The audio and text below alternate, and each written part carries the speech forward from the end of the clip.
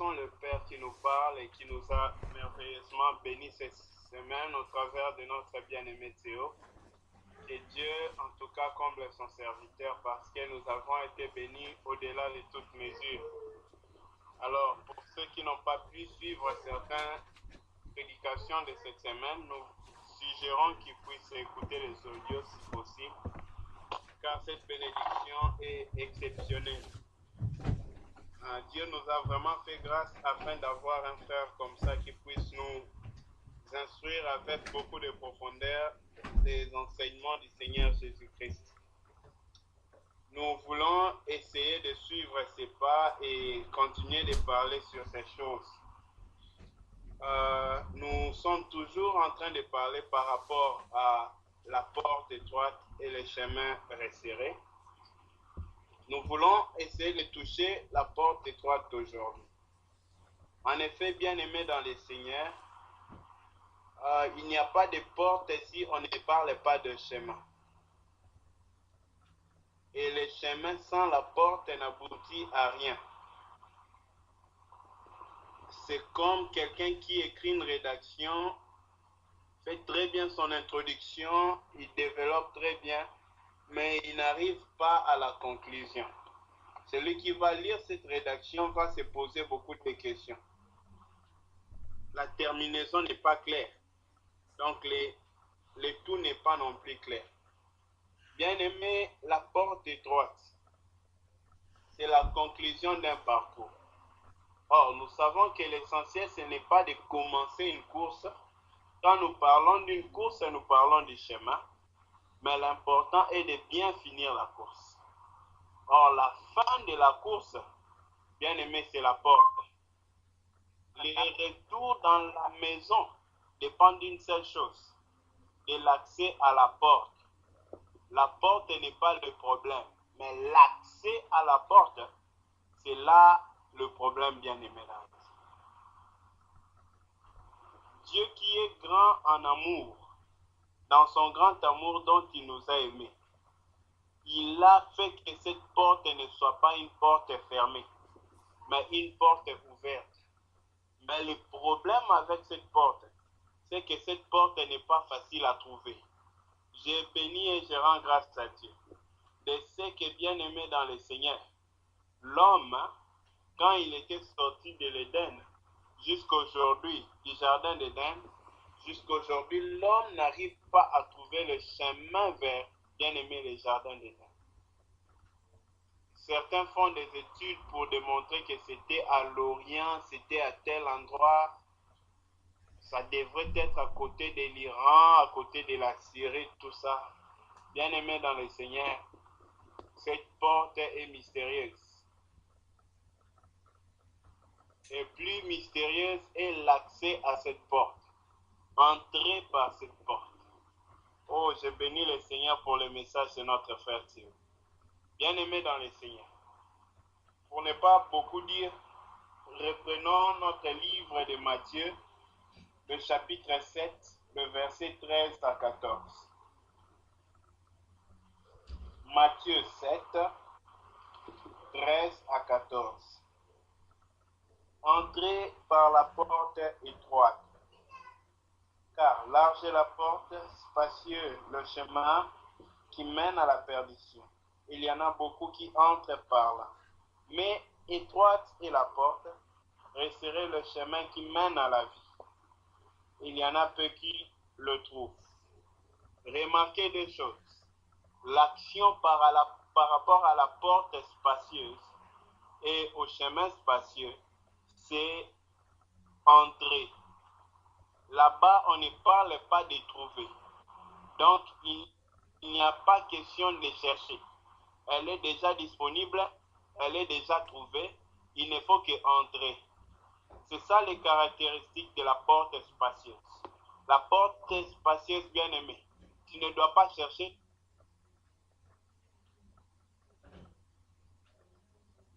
Et pour être spacieuse, bien aimé, tu y entres du coup. Plusieurs entrent. Mais bien aimé, quand il s'agit de la porte étroite, Avant même qu'on parle de l'entrée par cette porte, on parle d'abord de trouver. Or, trouver la porte, on ne dit pas que Dieu trouve la porte pour plusieurs, non. On dit que plusieurs, très peu ou peu, trouvent ce chemin. Les peu qui trouvent ce chemin, bien aimé, il s'agit de ceux qui l'ont cherché. En effet, nous savons que le verbe trouver ne peut qu'être bien aimé qu'une conséquence de chercher. Même la chose que tu remarques le plus soudain, c'est ce que tu as quand même jeté un coup d'œil pour voir. Donc, il n'y a pas de trouver sans chercher. Dieu, dans son grand amour, ayant facilité à l'homme l'entrée dans le jardin, et l'homme ayant déconsidéré la bonté de Dieu, ayant pris en vain la miséricorde et la grâce, la compassion de Dieu qui a donné à l'homme beaucoup de place jusque dans les jardins, Dieu garde l'homme hors du jardin et Dieu veut que l'homme s'efforce à le retrouver, que l'homme le cherche en tâtonnant, que l'homme essaye de parvenir à Dieu. Qu'est-ce que cela indiquerait? Cela indiquerait la démonstration de la soif de l'homme. Cela serait une preuve de la soif de l'homme.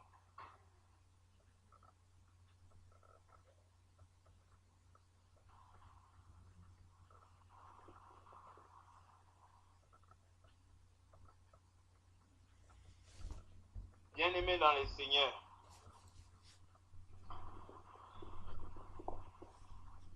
Dieu nous veut que nous puissions passer par cette porte.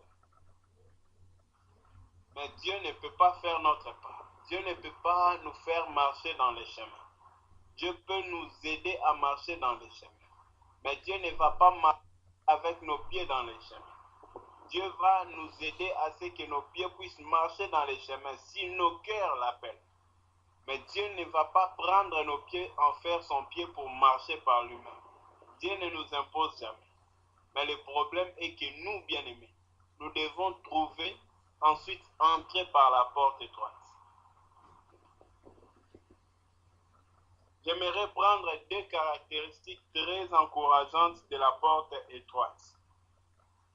C'est vrai que c'est une porte étroite. C'est vrai qu'en disant porte étroite, nous connaissons combien cette porte est étroite. Cette porte n'est pas étroite comme la plus petite porte de ce monde, non.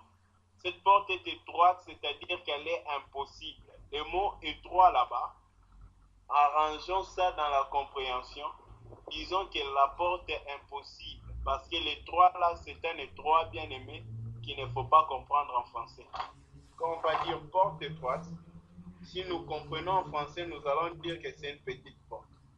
Mais la pensée de Dieu était de dire alors que c'est une porte impossible. Voilà pourquoi ailleurs, Jésus va distinguer et préciser que cette porte étroite, c'est comme le trou d'une aiguille où on demande à un chameau de passer. Il est impossible cet étroit trou, bien aimé, cet étroit trou de l'aiguille qu'un chameau puisse passer. Mais il faut maintenant que l'homme réalise que c'est l'impossible, ce que Dieu lui demande. Pourquoi c'est impossible? Afin que l'homme n'y parvienne pas de lui-même. Bien aimé, voilà une chose encourageante que j'aimerais partager ce soir. Nous allons, en parlant de la porte étroite, un peu plus nous focaliser sur la porte ouverte. Bien aimé dans le Seigneur, il y a une différence entre une porte étroite et une porte fermée.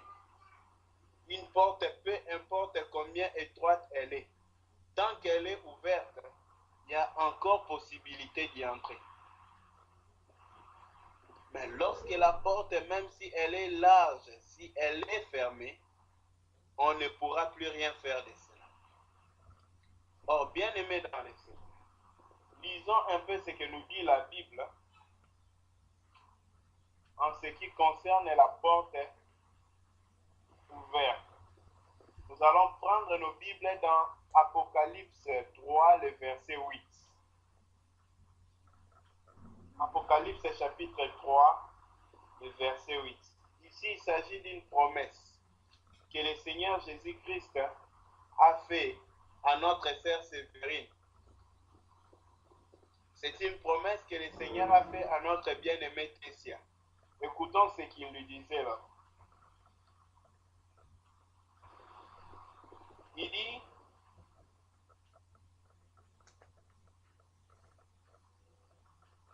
je connais tes œuvres.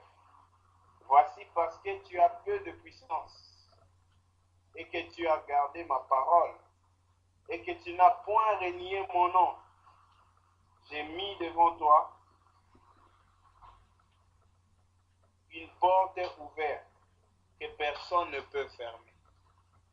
Bien-aimé dans le Seigneur, celui qui parle là, ce n'est pas un... C'est le Dieu homme Jésus-Christ. Il dit, il connaît les œuvres de la sœur Jolina. Il connaît les œuvres de notre sœur Gisèle. Mais bien-aimé, il sait aussi que tu as peu de puissance.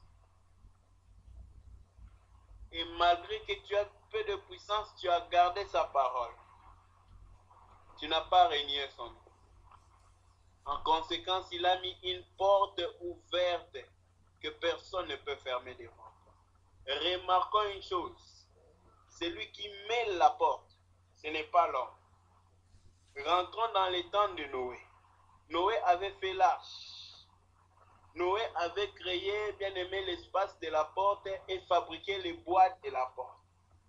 Mais de ce qui était, bien aimé, de l'accès, la permission, l'autorité sur la porte, l'autorisation sur la porte, cela n'avait pas à voir avec Noé. Dieu a réservé la porte et son autorisation à lui-même. Ça, c'est une bonne chose qui nous convient de retenir. C'est Dieu qui a le pouvoir sur la porte. C'est Dieu qui gère la porte. C'est Dieu qui décide de la porte. C'est Dieu bien-aimé qui peut placer une porte ouverte ou non devant toi. Dieu lui-même va mettre la porte. Ici, il est écrit que Dieu met une porte. Le Seigneur Jésus-Christ met une porte ouverte. Oh bien-aimé dans le Seigneur, voici une bonne nouvelle. La porte étroite, celle que le Seigneur a placée, c'est une porte ouverte. On ne peut pas ouvrir une porte si celle-là ne peut pas, bien aimé, permettre l'entrée. Or, la porte que Jésus-Christ a ouverte, c'est la porte qui nous donne l'accès à Dieu. C'est la porte qui nous remet en contact avec Dieu. Or, cette porte, bien aimée, c'est celle qui sépare les deux vies. Lorsque tu quittes une vie, tu vas dans l'autre vie, bien aimée, tu dois passer par cette porte. Ce n'est pas la mort, mais bien aimé, c'est beaucoup plus que la mort. C'est une porte profonde. Nous allons comprendre pourquoi le Seigneur Jésus-Christ, avant qu'il quitte, bien aimé, la vie pour rejoindre la vie, le Seigneur Jésus-Christ était passé par la porte. La porte est bien aimée, où quand tu passes, tu dois mourir. C'est la croix. Il faut absolument que tu passes par là. Le Seigneur Jésus ne pouvait pas aller au Père s'il ne passait pas par la croix. Bon, bien aimé, pourquoi nous revenons et nous insistons dessus? Parce que la porte de la croix est une porte ouverte. L'opportunité de passer par là n'est privée à personne. Mais la volonté de tout un chacun de passer par là est un problème. Parce que nous avons au-dedans de nous quelqu'un qui ne veut pas, bien aimer, de la porte. Parce que la porte est un encombrement pour lui. Le seul problème est qu'il est plus gros que la porte. Bien aimé dans le Seigneur, pour pouvoir germer, les grains de blé doivent pourrir, doivent être écrasés, doivent être minimisés. Ensuite, il va reporter, bien aimé, de la branche et de la vie. La porte est ouverte. Dieu l'a ouverte. Mais tu dois la trouver. Tu dois y entrer. Et entrer par cette porte, bien aimé, c'est le coup final. c'est bien aimé, peine la plus dure. Mais heureux l'homme qui est prêt à pouvoir entamer, faire face à cet accès. Jésus-Christ sur la terre a fait une chose. Il a marché dans les chemins. Quand il a fini sa marche, il n'est pas passé, il n'a pas sauté bien aimé la croix. Il est passé par la porte. Car Jésus, en s'exposant sur la croix, était là en train de bâtir la porte ouverte. Vous allez comprendre une chose bien. Dans le livre de Néhémie, on parle de la porte des brebis. Ouvrir la porte des brebis. Mais bien aimé, quand tu vas plus loin, nous comprenons que cette porte qui était autrefois fermée dans l'ancienne alliance est devenue ouverte. Mais ce qui a ouvert cette porte, c'était la croix. La croix, bien aimé, ce n'est pas le bois. La croix, c'est la vie de Jésus déposée sur les bois. La croix, c'est le sacrifice de la vie de Jésus. C'est celui-là, bien aimé, qui nous donne la paix. Les bois ne nous donnent pas la paix. C'est le prix du sacrifice de la vie de Jésus-Christ qui paye notre paix. Voilà pourquoi, bien aimé dans le Seigneur, celui qui ne passe pas par cette porte ne peut pas arriver au Père. Jésus lui-même, pour donner un exemple aux disciples, leur parlant du Père, il va lui-même, bien aimé, entrer par la porte. Par là, il nous montre à nous aussi la porte pour nous dire, Paul, si tu n'entres pas par la porte, tu ne seras pas digne de lui.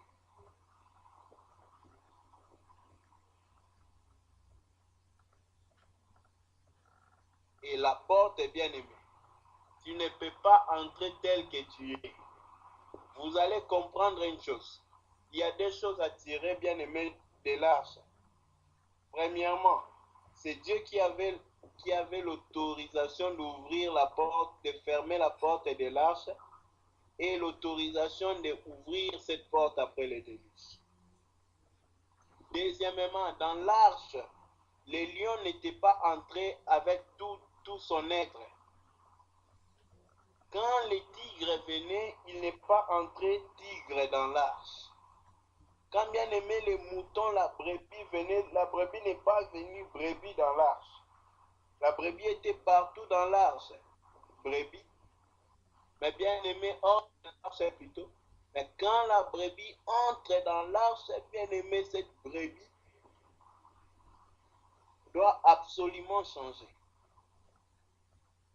Voilà pourquoi vous allez voir que dans l'arche, le lion pouvait regarder la brebis et le mouton et sourire avec eux. Or, si les mêmes lions étaient hors de l'arche, bien aimé, dès qu'il voit les moutons, la brebis, il allait les déchirer. Qu'est-ce que nous voulons dire par là? Avant que les lions traversent la porte de l'arche, il y a eu une transformation qu'il a subie. Au point que les lions bien-aimés ne pouvaient pas être un problème pour bien-aimer l'agneau, par exemple.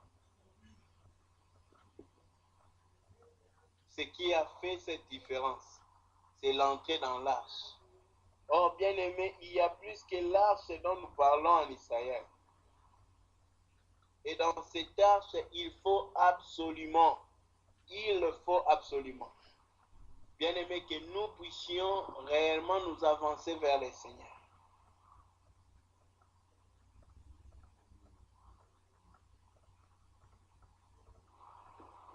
Bien-aimé dans le Seigneur,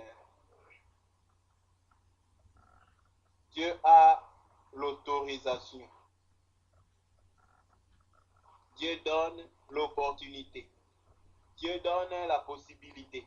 Mais l'entrée, on nous parle de peu le trouve. Peu trouve le porte étroite. Et encore peu, bien-aimé, y entre. Mais à toi, à moi, de trouver cette porte. À toi, à moi, de chercher cette porte. Mais celui qui entre réellement par cette porte, bien aimé, il ne peut plus rester le même.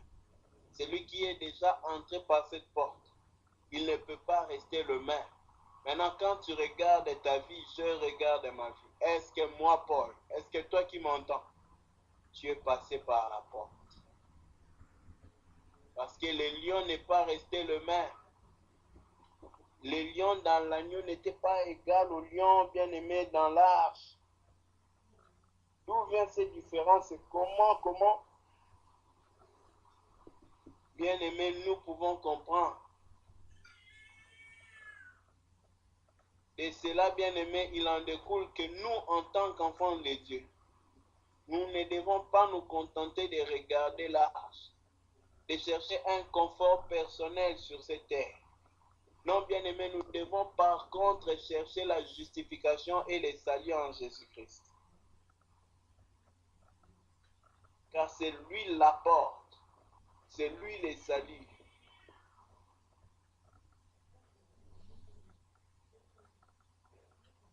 Le Seigneur nous attend, le Seigneur nous veut.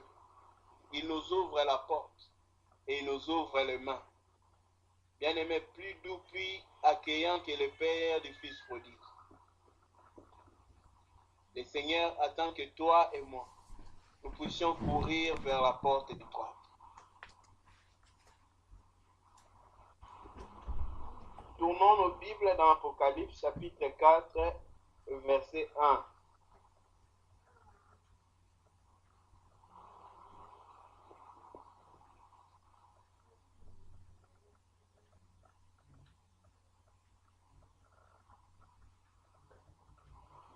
Après cela, j'ai regardé et voici une porte ouverte dans le ciel. Point.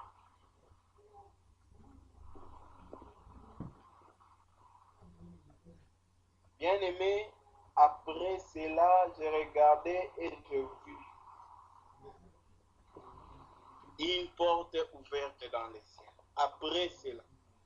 C'est-à-dire qu'avant cela, on doit comprendre ce qui s'était dit avant l'après cela.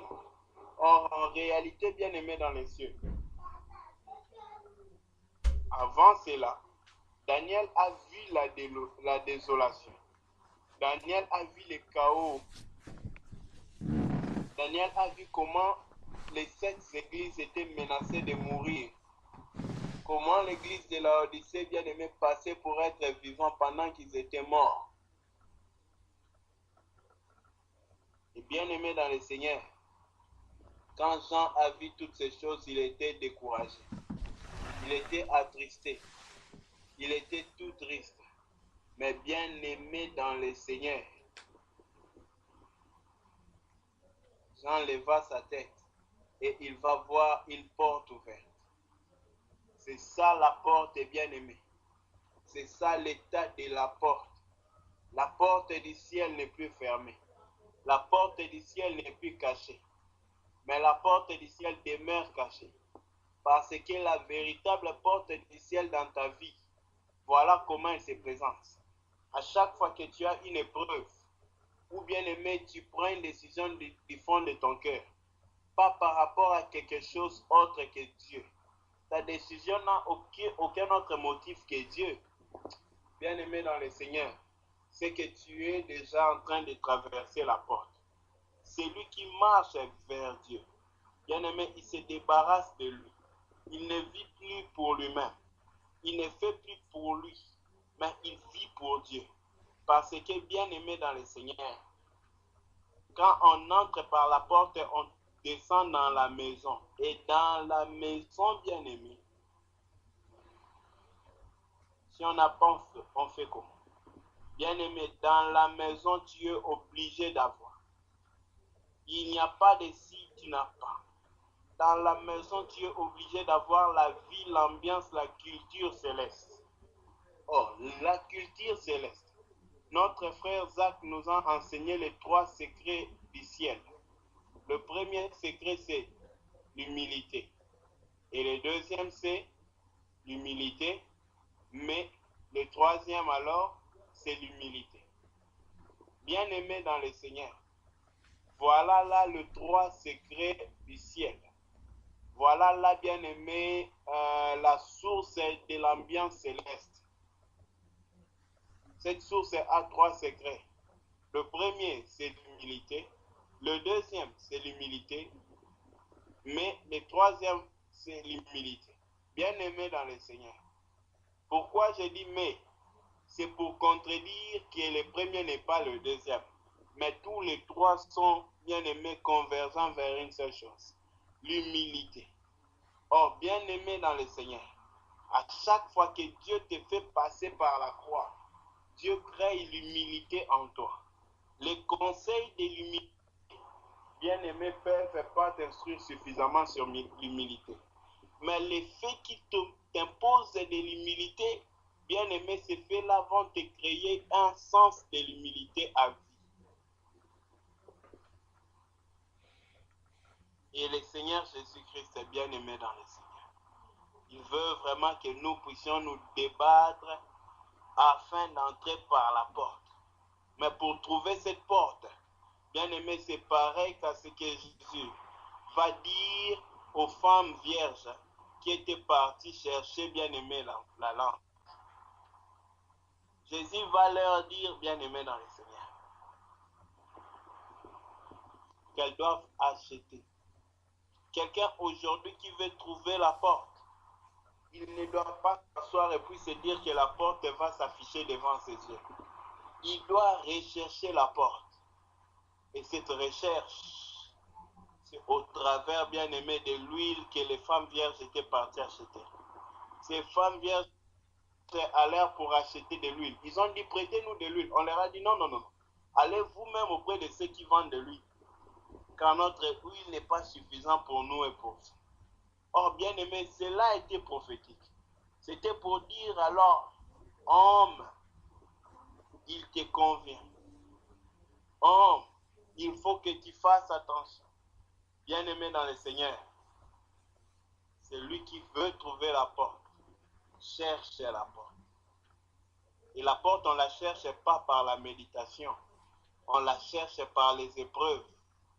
Jésus-Christ n'est pas entré, bien-aimé, par la croix pour entrer dans la présence du Père au travers, bien-aimé, des conseils. Mais il est rentré par l'épreuve de la croix. La croix même. Nous portons les centimes de la croix de Jésus. Et des fois, nous nous plaignons. Bien-aimé dans le Seigneur,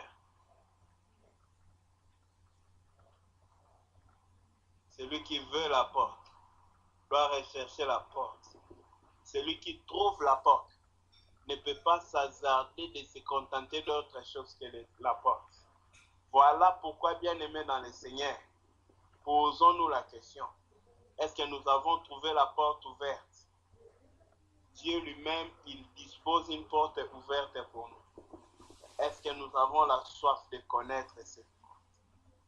Est-ce que nous l'avons maintenant? Dieu attend nous voir rechercher cette porte. Et Dieu veut nous voir, bien-aimés, entrer dans cette porte. Mais l'entrée dépendra seulement d'une chose. Je me souviens d'un ami indien qui m'a dit, tu vois le feu qu'il y a devant? S'il y a l'argent de l'autre côté, je vais traverser le feu et je vais ressortir avec l'argent. Bien-aimé, s'il y a la pierre la plus précieuse, les diamants, de l'autre côté, nous sommes prêts à traverser, à creuser même le sol pour aller atteindre ces diamants.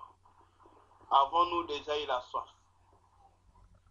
Ou sommes-nous déjà à la disposition de quelqu'un qui peut tout pourvu qu'il passe la porte étroite?